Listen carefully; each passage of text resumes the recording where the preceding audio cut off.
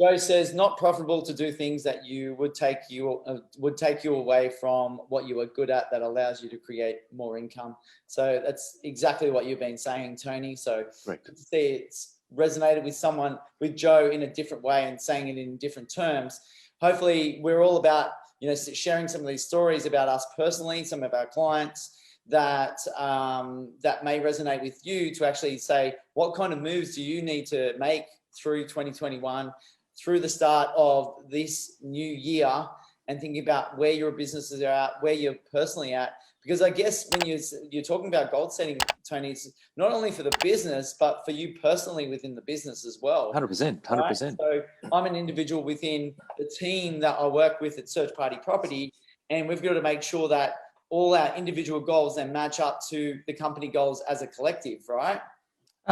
Yes and no. So you've absolutely got individual goals, but I suppose this is one of the challenges. You can't have a situation where you've got a company goal, and then the company goal typically filters downwards. You can't have a situation where individuals want to achieve their goals if they're not aligned to the company goals. So an individual might want to go and do a particular course, for example, but if that course doesn't align up to the company goals, well, then that individual can't do that course on company time. They might be able to do it outside, if that helps. So it's about making sure that now, but that doesn't mean you can't have individual goals. It just means that you've got individual goals within a business, and you've got individual goals personally, and so you can still go and do a course, but you're just doing it of an evening or on a weekend or whatever it is. So make sure that just aligning it towards in the inside of the business as well. So 100%, staying in your lane, working on your strength within the business, and what the individual wants to then achieve, or the work that they want to do, then to create a better business for everyone else, and then create a better experience in the workplace as well, like experience with the team. Yeah, exactly. We're going through that exact process. So I had a meeting with my two girls on Friday, and we've created a spreadsheet with a whole list of tasks. That's in one column. The column beside, it's got names next to it, because I said, well, put down what it is that you want to do, what you're passionate about. Doesn't mean that they'll get that, but at least if I take into consideration who wants to do what, and then obviously there'll be situations where they may both want to do a particular task, and ultimately we'll need to discuss it as a team. And then ultimately, the decision will be mine. But I mean, I certainly want to take on board their input and be as collaborative as I can be. But it's a case of identifying, here's all the things that we need to do as a business, that we must be doing as a business, and who's going to actually be doing those. So it's a really simple process, but it's a good one to then nut out, what is it we're doing. And the other thing too is there's a little process, Luke, that I use. It's called start, stop, and continue. So what that means is, what are the things that we want to start doing in our business? What are the things we want to stop doing? So just because you've been doing a task, do we even need to keep doing that task? I'm sure that we could challenge ourselves and go, well, hang on a second, that particular task, is that really important? Or if it is important, then it's about, well, who's going to do it? And then what are the things you're going to continue? So start, stop, and continue. Yeah, absolutely. It sort of leads me into the next point, and it's something that we're going to work on with the Search Party Property team this coming week, where we're getting together, doing a bit of a strategy session for the year, thinking about, like you said, the start, stop, continue, thinking about what roles need to be filled, and then who's actually going to do those particular tasks. And that's what's super important for us and what we're doing, which is, going to set us up well for the year and, really define. And where it comes to that second point is, where is the focus? Where is the motivation? Obviously, getting everyone together is going to be that added motivation to see where we can work as a collective for the greater good of the company. And then just really nutting down that focus on who's doing what, when is it being done, and then holding each other accountable around that, Tony. Are you guys clear yet on what your goals are for the end of 2021? Well, that's probably something that we're going to work on during this session as well. Gotcha. So my advice will be start with that. So always start with the end in mind. So get clear on what you want 2021 to look like, the end of December 31st, and then work backwards from there. That's the way to do it, as opposed to the other way. That way then, when you start with end in mind, every decision that you talk about, every task that you talk about, very simply, does it line up to the end or does it not? And if it doesn't line up to the end, then get rid of it or make it line up to the end. But when you start with end in mind, then you have the absolute clarity of, that's where we want to be. Now let's make sure that everything between where we want to be and where we are is aligned to help us achieve that. So you plan in reverse, and then you take action in a forwards direction. Hmm. There you go. Some free coaching here on a Sunday morning for Search Party Property. Absolutely. This is why I come on here, just to lead you down my path. There you go. There you go. What? Give me your email address. I'll pop that invoice in for you now. Thanks very much, Tony. Just giving you a platform to do some coaching. Right? Yeah, easy. So yeah, but that's the same for everyone, right? So whether it be personally, whether it be from a business point of view, whatever it might be, always start with the end in mind. Now, the end in mind doesn't need to be the 31st of December. For those who tuned in last week, some people may really struggle with that. That's cool. Do the end of January. What are the things that you'd like? I guess, Tony, a little bit around that is, what we talked about first. Are you getting back into it? Are you actually struggling with getting back into it? A session like this, or just getting in towards, whether it's one, you're a sole trader type of situation where you get some external influence via a coach, or you within the team environment to get everyone lined back in, motivated, focused. And that could be the kickstart. And I guess this is why we do these sessions, and maybe typically why people have a New Year's resolution as such, is to really go, okay, that was last year. Let's reset for this year. Where's our focus? What do we need to be doing?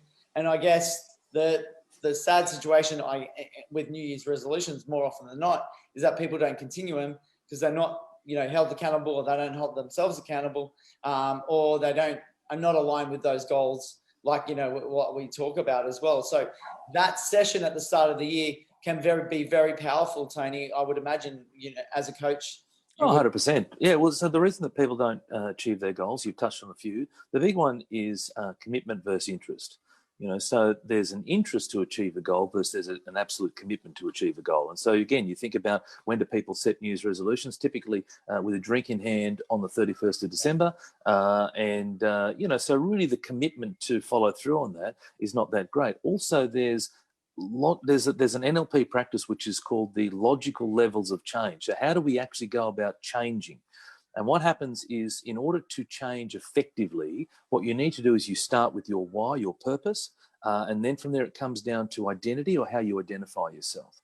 That they are so critical. If you don't identify yourself as being the person that you want to be, then it's not going to happen for you. What tends to happen, so if we go about New Year's resolutions, and let's use weight as the example, weight loss. So at the bottom of the logical levels of change is what's called environment. So environment is, I've gone and got some new runners, I've gone and got some new active wear, I've joined a gym, etc. I'm not really clear on why it is that I'm doing it, and I'm not starting to identify with myself as being someone who's a fitness person or a health person or whatever. So what tends to happen is I start with my environment, then I'm introducing some behaviours, and I'm pushing. And I'm pushing and I'm pushing and I'm pushing. And when you push, eventually you run out of steam. The other way around, when you get clear on, why am I doing this thing? Why is this important to me? And you're really tapping into, why am I wanting to do it? What's my purpose for doing it? Now it's a whole lot bigger. It's a whole lot bigger, and I feel that I'm getting pulled towards it. So it's far easier to get pulled towards something in a gravitational effect as it is to push.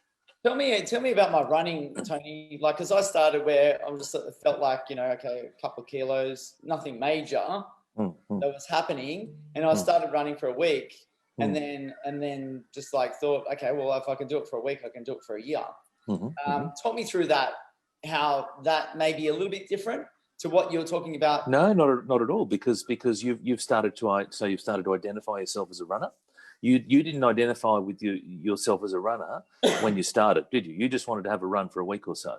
Yeah. Then all of a sudden there's the thing. So you've got purpose, you've got identity. The next one is values and beliefs. So B for beliefs for you is, you then all of a sudden started to believe it. You're going, oh my gosh, if I can do this for a week, why the hell can't I do it for 365 days? And I think for you mentioned that someone somewhere else was doing something for a year or for a longer period, and 100 days in a row. 100 days in a row. And so you then had the mind chatter to say, well, hang on a second, if they can do it, why not me? And you're exactly right. So then all of a sudden your belief picked up. And then what happens is you get a high level of belief, but then as you keep going on, that belief strengthens and strengthens and strengthens, because you're now going, oh my gosh, like I can do this stuff. Like 2 weeks have gone, 3 weeks have gone, 4 weeks have gone, 2 months have gone. It's like, oh my gosh, I am a runner. I can do this.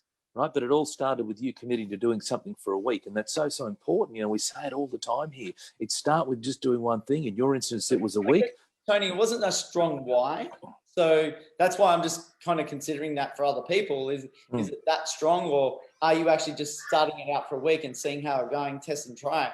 And then maybe that why gets stronger as you go along, or that belief gets stronger as you go along. Well, there's two, yeah, absolutely. So there's two ways that we're changing, and sorry, from a belief point of view. One is called creating evidence of success. So creating evidence of success is actually doing something small, and then going, oh my gosh, I can do this, you know. And so you don't have to. You can have a big goal for yourself, or you could have your end in mind might be, you know what, I'm just going to do this for a week. Right? It doesn't matter. It doesn't need to be. It's wherever you're at. Comes back to self-awareness, right? And so it's about going, I've done this for a day or two or three. You know what? I actually believe it. I actually believe that I can do it. See, what happens with people when let's go back to the New Year's resolution. They get the active wear, they get their shoes, they join the gym, they go do a class or two, whatever it might be. They start off with absolute belief. It's like, yeah, I'm going to do this. I'm going to do this. I'm going to do this. And what happens along the way is they hit a hurdle.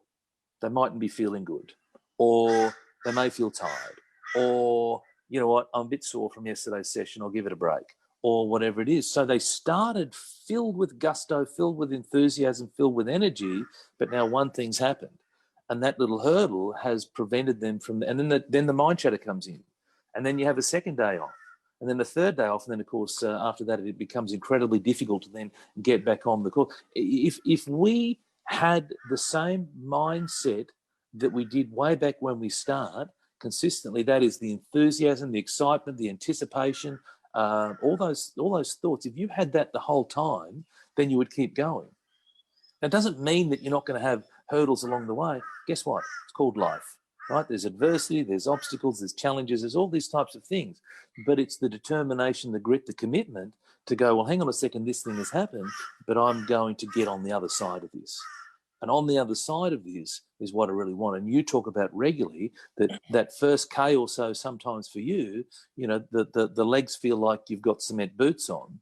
But then you go, you know what, I'm going to do this because on the other side of this, at the 7K mark, is the feeling of achievement, accomplishment, adulation, whatever it might be for you. And it's important to play those mind games to get beyond it. So because the whole process is it's like yo-yo dieting. I think I may have said this last week. It's where people might start off with a particular diet. It's like I'm on the Atkins diet, and I start it for a bit. I start with excitement, energy, whatever, and so I start to lose some weight, and then I hit a hurdle and I rebound back, and then I go, you know what?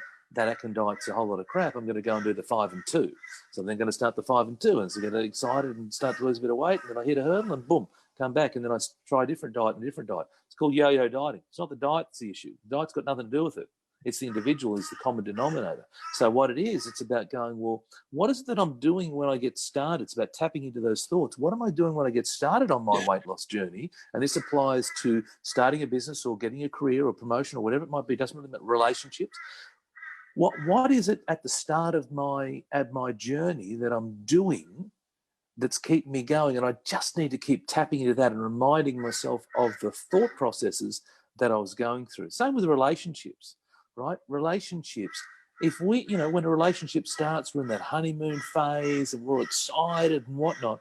If we still had those thoughts today, then there wouldn't be the problems that people experience. But there's some difficulties, and the difficulties turn into blame and judgment and anger and hate and all those sorts of things.